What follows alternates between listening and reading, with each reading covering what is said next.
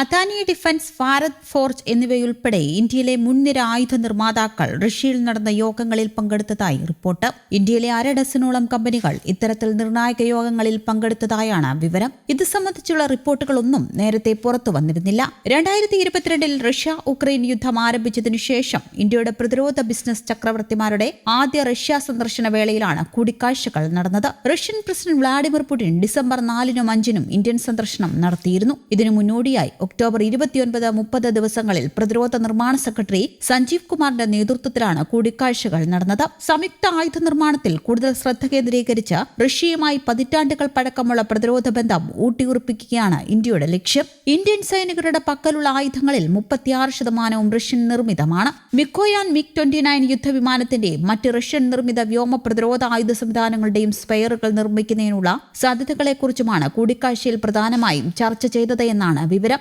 റഷ്യയിലേക്ക് കയറ്റുമതി ചെയ്യാൻ സാധ്യതയുള്ള ഉപകരണങ്ങളുടെ വികസനത്തിനായി ഇന്ത്യയിൽ ഉൽപാദന യൂണിറ്റുകൾ സ്ഥാപിക്കാനുള്ള റഷ്യൻ നിർദ്ദേശത്തെക്കുറിച്ചും യോഗങ്ങൾ ചർച്ച ചെയ്തതായും റിപ്പോർട്ടുണ്ട്. അതേസമയം ഇന്ത്യക്ക് അതീവ നിർണായകമായ സൈനിക സാങ്കേതിക വിദ്യകൾ കൈമാറുന്നതിലെ പ്രധാന തടസ്സം റഷ്യയുമായുള്ള പ്രതിരോധ ബന്ധമാണെന്ന് പാശ്ചാത്യ നയതന്ത്രജ്ഞർ നേരത്തെ അഭിപ്രായപ്പെട്ടിരുന്നു.